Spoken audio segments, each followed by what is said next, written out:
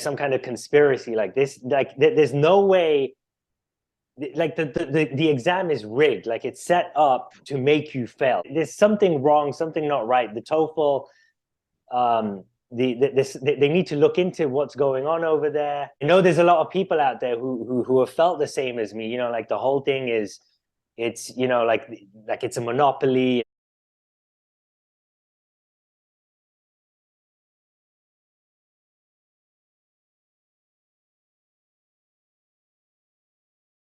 Yeah, so my name's Vishaal. I am from the United Kingdom. That's where I was born. My ethnicity is Indian, but I'm originally from the UK. Moved over here because my wife is from here. I graduated from Manchester University. This was back in 2011. And I've been a pharmacist in the UK since around 2013. And I only moved to the US last year, end of July. That's when I got like my immigrant visa. And then Nice. I moved here to be with my wife and children. And now I'm in the process of doing my pharmacy stuff in this country. And a part of that requires you to pass this TOEFL exam. Now, before applying for this, before applying for the process over here, when I read about the TOEFL exam, I didn't really think much of it. I just thought, okay, you know, straightforward thing. It's an English exam. How difficult can it be? And that's how I approached it. So I watched videos online. You know, the usual stuff you hear online, the templates and all that kind of stuff to help me prepare for the TOEFL. And so I think October, I think I took the TOEFL twice in October, and I used what I had found online, templates and that kind of stuff to take the test. And, you know, as I mentioned to you, I got 25 twice. So that's like my background coming into the US and where I'm at now. Congratulations, Vishaal. Thank you. How are you doing, man? How do you feel? How does it feel to pass? Yeah, I'm doing good. Relieved. I think that's the main word. It had been quite a long journey. Probably longer than I anticipated, but we're finally here. What else can I say? Thank you very much. You're welcome. Thank you. Thank you for being quick to apply the things that I wanted you to apply, and for passing. You earned it. Yeah, thank you. I remember you saying to me, you know, that some students, they'll go into the test, and up until the test, they're doing everything you say, but then when the test turns up, they switch back to everything they knew before because that's what they felt secure with. And I didn't do that. I remember that was one of the main things I remembered. I said to myself, you're not going to change, you know, stick to what Aaron said. You are taking a risk, right? With anything, with any kind of change, you're taking a risk. But you know, like you said, I had 25 twice. You know, what do I have to lose? So with that in mind, I stuck to everything, you know, we spoke about. And yeah, it ended up going in my favor. Excellent. You did it. I'm laughing because I know several people personally that I've been working with who are going to hear what you just said, and they're going to laugh because they have said something like that, like, okay, let me stay with the secure way. Let me stay with the safe way. And that's when I panic and say, whoa, whoa, whoa. Okay, time out. No, that's what's been getting you the old score. You must trust in this new way. We're not here to do the secure, safe thing. We're here to pass. So I want to give you a lot of credit, Vishaal. You're thanking me, and I'm glad to do my part. But here, I want to give you credit, and let me show you something. And so what you just said reminded me of this. you said that it's stuck in your mind that I told you that with other people that I work with, they'll do great in our meetings, but then they tell me when they didn't pass, they said, I know I wasn't going to pass because I reverted back to my old ways. I let the pressure of the test get to me. And there's good reasons why that happens. They spent a lot of time practicing in the way and a strategy that didn't help them before. So just Mhm. more time was spent there than with me. But you, what I just heard you say a minute ago is that you were good enough to not let that happen to you. And it reminded me of this here, the comment that we can see on the screen share, when you said that getting my help sooner rather than later possibly saved you and will other people a lot of time and money in the long run. So Yeah. this is another thing. If you could talk about this, how you're making the decisions that not everybody makes. It takes other people more time, unfortunately, to make these better decisions that you could tell would help you. So do you know what I'm talking about? What do you think about all of that? Yeah, I agree. I mean, the statement I made there was really, I mean, the way you said it makes sense. But what I meant there was, if for example, it took me two fails before I approached you for help, before I started researching all the possible, help that there's out there. But I had to fail twice in order to do it. Now, if in hindsight, if I had just found you earlier, um, and picked you maybe after the first attempt, then I would have been. I think I would have passed the second time. Yes. So it's just really, it comes down to me. I didn't know entirely what like you picked a lot of my answers apart, and that helped me realize what I needed to do to pass. Until we spoke, it wasn't actually, if I'm being honest with you, Mhm. it wasn't until that final session I think it really sank in, because you were trying to do the whole, you said explain, explain, and you were going through that through all of our sessions, but for whatever reason, it was the third session where it really sank in, and that's when it really made sense. But all of this I could have done a lot sooner, and it would have been a lot cheaper because I wouldn't have wasted whatever it is on the exam. I mean, they're expensive now. 200, is it 250? I think so, something like that. Yeah. And then on top of that, for me, I have to travel out to go take the exam, and then I have to stay a night at the hotel. It's expensive. So for whoever's watching and listening, it's just something to take into consideration, because for some people money may not be an issue, but for most of us it is. And by doing something like this sooner and passing sooner, you'll be saving money and time, because now it took me an extra month since my second attempt to pass my third attempt. So taking all of this into consideration, if there's anyone listening, the sooner you do this, I think the better it is. Yeah. Especially for people who are failing multiple times, because I've read out there there's a lot of people who don't make the 26, and they just keep doing it, thinking they're gonna pass, Yes. thinking, oh yeah, next time it will work for me. But if they're making the same mistakes, like I was, in the first two attempts, it might be a very long road. So that was what I meant by that statement. Yeah. And that's exactly the crowd that I know is watching and I'm thinking about. I remember when you first scheduled before our first meeting and I was emailing you questions, for example, one of them, how many times have you taken the TOEFL before? And you said twice. And I said, oh, interesting.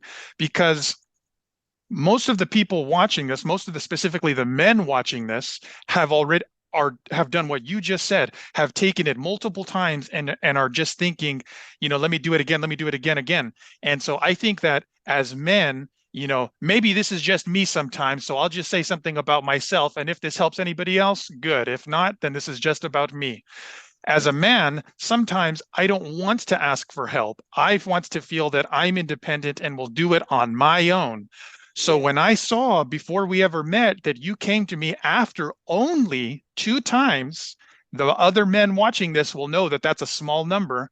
After only 2 times, I was impressed and said, this man is ready to pass. He's not waiting until his 8th, 10th, 12th attempt. Yeah. So that was impressive to me from the beginning. Yeah, very true. I think I mean, I'm not gonna lie, I was tempted to just take another exam. It was definitely tempting, but maybe that's like an ego thing, right? Right. You think, yeah, I can do it next time. I can do it. I don't know, like you said, it's probably a guy thing. You just want to you know the you think you'll be able to do it next time, but when you look at the bigger picture and think practically, um, I think it's more reasonable to just get the help you need um, earlier than I mean, you could pass. I'm sure there's people who took 7, 8 attempts to pass, but I think the risk is a lot higher to fail the exam if you keep doing the same mistakes over and over again, thinking you're going to pass and then it doesn't happen. From what I've read other people do, and I think maybe that fear as well of what I read was happening to, or that is happening to some people out there, kind of got me thinking like, okay, Vishal, just be reasonable. Um, this thing, yes, I'm a native speaker, so that helps. That's definitely something that's going to help me. But if I'm making the same mistakes, I'm going to keep getting 25. And I read stories out there about people who keep getting 25. So that fear kind of made me think, you know what, just be reasonable, get the help you need. What are you doing wrong? And I was, I guess, lucky enough to find you. I came across your videos.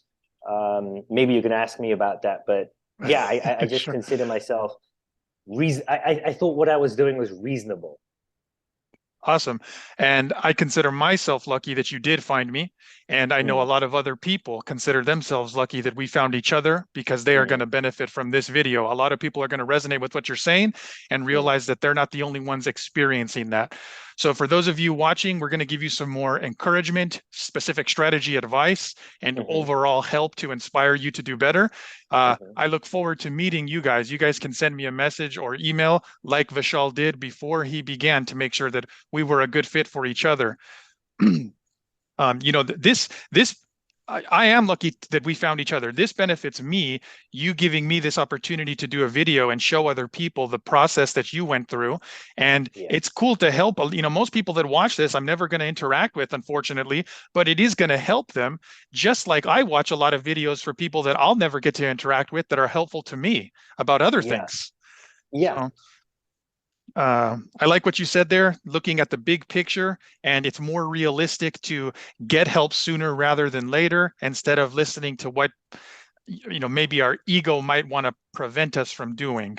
So yeah, I want to encourage those of you that are listening and you hear Vishal saying that he's a native English speaker, he didn't think much of the TOEFL. It's an English test. How hard could it be for him? And you guys know that I have also helped other native English speakers get at least 26 when they didn't before meetings with me. So I want to make sure that this is a message of encouragement and hope for you guys. Maybe somebody is watching this with the wrong attitude and thinks, if Vishal and other people who are native English speakers can't get 26 on speaking, what chance do I have? So Vishal, maybe you could help me send a message of encouragement here. What would yeah, Go ahead.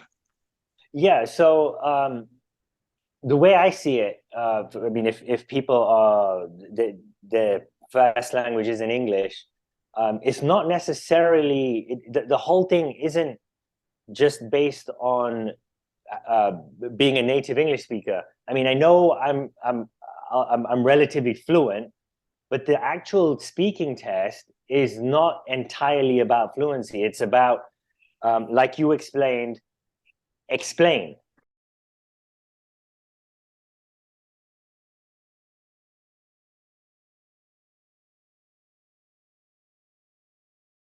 It's about explaining the question, revealing things that maybe um, not that's probably not obvious straight away. You have to think a little bit, but it's not entirely down to fluency. So if you're not an English speaker, I don't think that's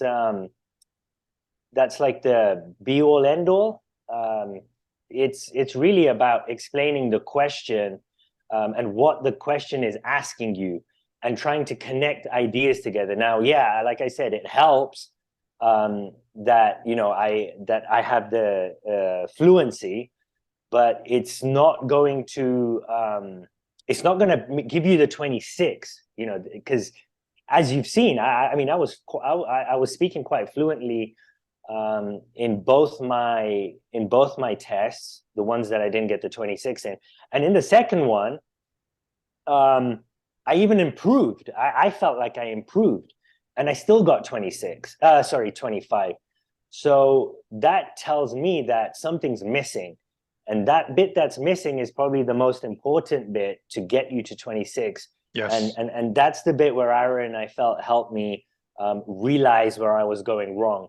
And that bit where I was going wrong, I think it goes for everyone. It doesn't matter whether you speak English is your first language or not. That bit that was missing is something everyone really needs to understand in order to get that 26, 27 in my case. Yes. Yes. Excellent. I agree 100%. So that's why this is a message of encouragement and positivity for those of you who are not native English speakers, that you are perhaps missing the most important part, explaining. Mm. The templates are not for everybody else. Good job. Great. Congratulations. Sincerely. Good job and congratulations to those of you who have passed with speaking templates. But Vishaal is a native English speaker here telling you that whether you're a native English speaker or not, as most of you are not, you are perhaps missing the most important part of what the question is asking you to do, and not necessarily what the speaking templates are getting you to do. So I agree with everything that you said there. Thank you for saying that. If you guys are unclear about that or want to ask me more about that, feel welcome to send me a message. I'll include links on how to do that, and you can see my email address here on this video. Like speaking, there's something about speaking is you need to be quite confident. And me, I'm not a confident speaker. I don't like really speaking to crowds. That's not my, that's something I've never been good at.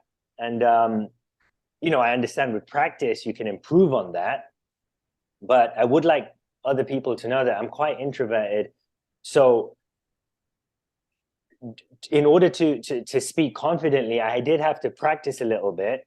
I had to develop that confidence, but once you do it over and over again, I think that helped me a lot as well. So, I was recording myself speaking, and I did that over and over again until I got sick of it. And that did help me because, Nice. like I said, I'm not someone who is very confident or extroverted, who speaks to loads of people.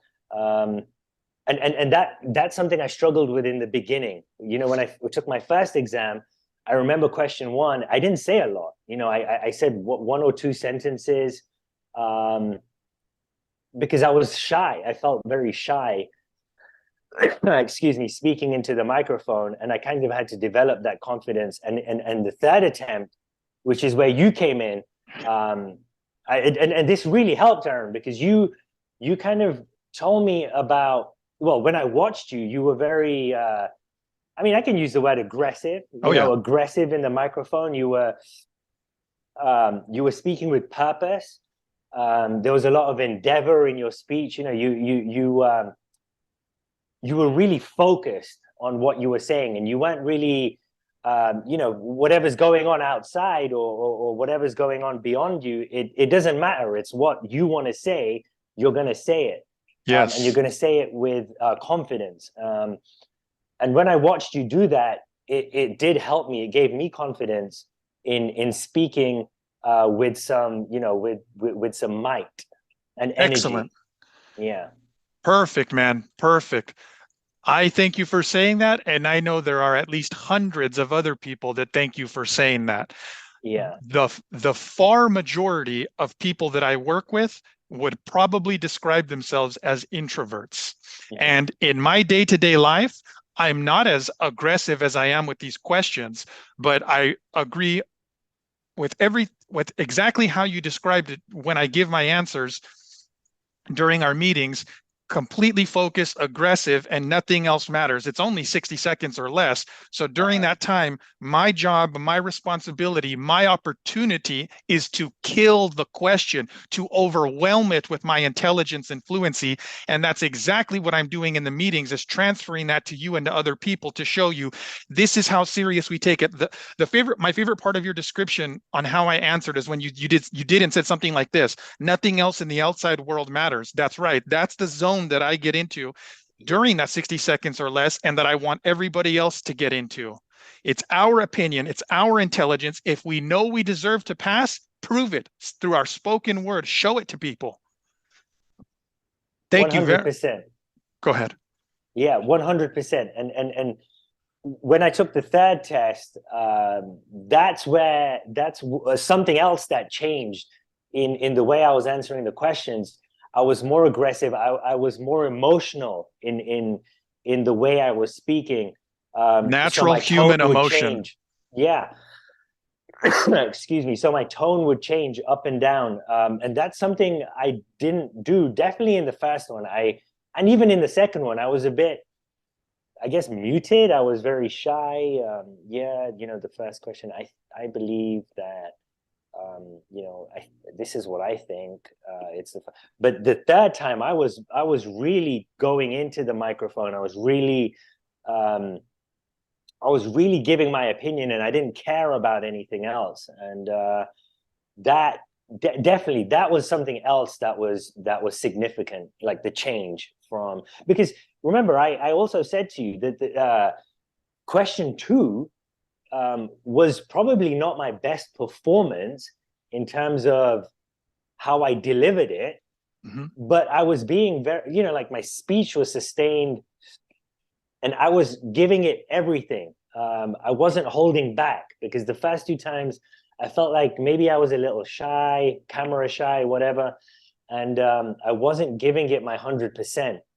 But this time, after watching how you were doing it, intense, giving everything you have, even with me not delivering well on question 2. And I think one of them, question 3, or I think question 4, I didn't finish giving my explanation. I think the sustained aggression helped. It definitely helped. Yes. Yeah. Very cool, man. Very good. I know that this is another thing that's going to be very helpful to people. Most people don't finish the explanation, especially for question number 4. And it's like, of course not. They're asking us to explain something very advanced in only 60 seconds. Maybe that's not enough time for anybody to thoroughly, accurately explain it. And maybe they know that. But like Vishaal is saying, it's about the quality, not necessarily the quantity. So his sustained aggression, or as the speaking rubrics would call this, delivery and intonation, as Vishaal described, his natural human emotion improved his delivery. Again, I know that's something that's going to help a lot of other people too. So thank you for saying that. Yeah, you're welcome.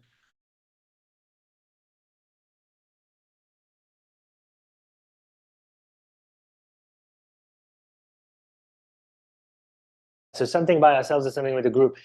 Choose one. So whatever it is, let's say something with a group, and then explain why the other reason or the other option is a bad idea. That's something I did in question 1. So I gave the reason. I mean, I forgot what the question was, but I gave my reason. So I picked one. But then what I did is, with the opposing reason, I gave the opposite. I gave a reason why you shouldn't pick that reason. Yeah. And that helps to, I mean, it also helps to fill the 45 seconds, but more importantly, you're doing a comparing and contrasting. So you don't even have to give an example of something that, like there's a lot of these things online that talk about give a personal example. I mean, I didn't give a personal example. I just gave what I agreed with and the reason why the other idea is a bad idea. So my idea is good and why the other idea is bad. That's what I did. That was my question one. And I said it quite confidently. And it was a lot easier than having to think of like something that happened in my life, which may or may not have happened. It was a lot easier for me to do it this way. That's me personally, and it worked for me. Yeah, excellent, excellent. Mentioning the negatives about the preference that we do not have. Mm-hmm. What did you say was the most beneficial part to you that I think it was something like the way that I interpret that is it's something like it keeps our speaking momentum, first thinking momentum, and then speaking momentum going instead of what other strategies might unfortunately get us to do, which is to slow down. That's correct. Very right. Yeah, I couldn't have said it any better than that. So, like, with my first two tests, I wasn't giving very long answers. I wasn't even filling the 45 seconds. But a lot of that was because, I was thinking too much, and that was making me stutter or slow down or not even say anything for large periods of time.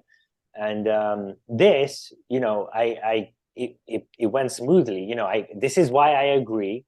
I give a reason, and then the other reason is bad because and it felt more natural. It felt like it was more easier for me to go in that direction. Than what was happening, or what I was doing before using the templates. Yeah. So for a preference question, this is great to compare and contrast positives and negatives, and we can switch back as many times as possible. So this is one of the biggest contributions that I have already made to the speaking section. A lot of students have benefited from this with question number 1. A lot of teachers have started to use this as they are improving their teaching techniques, and I encourage more teachers to use this because so far this is probably the thing that I have proven the most already to be the most effective improvement that I've brought to the speaking section. Everybody is welcome to do this, to use this. As Vishaal is saying, agreed with, he said he couldn't describe it better. It allows our thinking and speaking fluency to go more naturally and smoothly without having to stop, hesitate, think, and then probably go off on something which is made up, which really isn't a personal example. Therefore, we're not doing what the question is asking us to do. So great, man. All right. Well, thank you, Vishaal. And again, I am thanking you for all of the people that are going to tell me later on, I watched your video with Vishaal. The things he was saying made sense to me, and he inspired me to continue in my goals. So for everybody that's going to communicate with me later on, I'm saying thank you right now. Yeah, I appreciate that. Thank you. Is there any final message you would like to tell the people? Maybe if you could think of somebody who feels discouraged, they haven't passed it after a few times already, or maybe multiple times. What would you tell them as far as attitude? I mean, what I would tell them is when I failed, I think it was the second time, or I didn't fail, but I didn't get the grade I wanted. The second time, honestly, and you're gonna probably laugh at this, but I thought there was like like some kind of conspiracy like this. Like there's no way. Like the exam is rigged. Like it's set up to make you fail. That's how I felt. I was like, this isn't. There's something wrong. Something not right. The TOEFL. They need to look into what's going on over there. I started thinking all this crazy stuff. And look, I passed. It does happen. You just need to. You need to follow certain examples. Just like I said, go to Aaron. He's the guy. He was the guy for me, and hopefully he's the guy for you. and he'll set you straight. He'll tell you what you need to do to get that 26. It is possible. And I know there's a lot of people out there who have felt the same as me. You know, like the whole thing is, it's, you know, like it's a monopoly, and you know, it's not fair, and all these kind of things go through my head, and I'm sure they're going through your head. But there is a way out. You know, there is a way. I just did it recently, so I'm sure other people will be able to do it. They just need to practice, and listen to Aaron. Thank you for that. And yes, I know a lot of people do. I hear those kind of thoughts about the things you said, and so that gives a lot more for people to relate to. Thank you for saying that also. Yeah, that's fine. Vishaal, you're the man. I am you. truly glad to know you. We spent the time we spent together. I think we're going to know each other and communicate for much longer than that. So thank you for being a great man. Thank you for giving this advice to at least hundreds of other people, and I really appreciate that, man. Thank you. Yeah, man. You've helped me. You know, you've set me on my way to hopefully me practicing pharmacy in this country. And if, you know, once I get there, I'll definitely come back to you and thank you again. Because it's a big deal. So yes. yeah, thank you for everything. You're welcome. Thank you. Okay, so as you guys can see from the video, Vishaal is very smart, professional, determined, somebody that I am very glad to know and to work with. And so he has told me that he wants me to look for other high quality people like himself that are going to be working on studying and passing FPGEE this year, 2023. So if you are interested, send me a message.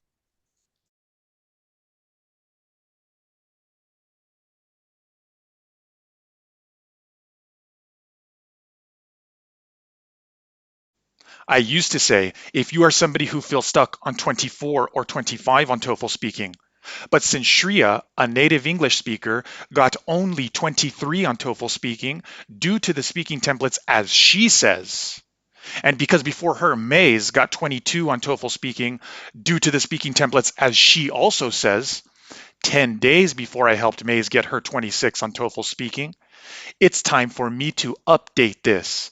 FPGEE. I'm speaking to pharmacists who feel stuck between 22 and 25 on TOEFL speaking.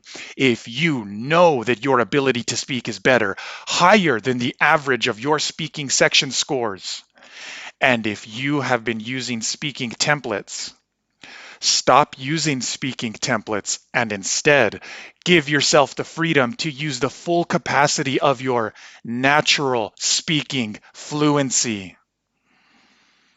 Listen to the advice of other pharmacists who are also telling you to stop using speaking templates and instead start using your natural speaking fluency.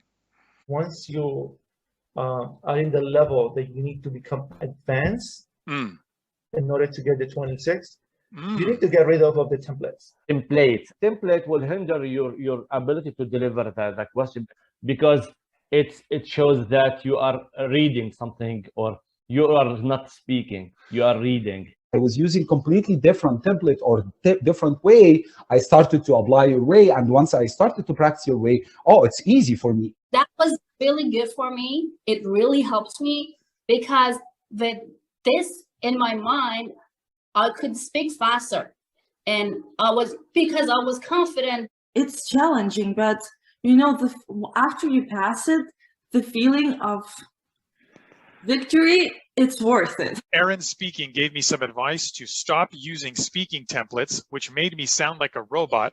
Hence, using speaking templates restrained my natural ability to speak. As English is my first language, I thought the speaking templates would be enough to get me the 26 that I needed. Unfortunately, it wasn't, and I only scored a 23. Your lack of getting 26 is not due to your speaking ability. It has been due to your less than optimal strategy. When I was young, I first started to ride a bike with training wheels, and at first it was helpful. But then when I needed to go faster, when I needed to go over jumps, when I needed to make sharp turns, I instinctively knew it was time to get rid of the training wheels. The templates were like, oh my God, why did they create those templates? Aaron, you are a big helpful for students like us. We need somebody to like stir revolution in our heart inside, give life to our conversation.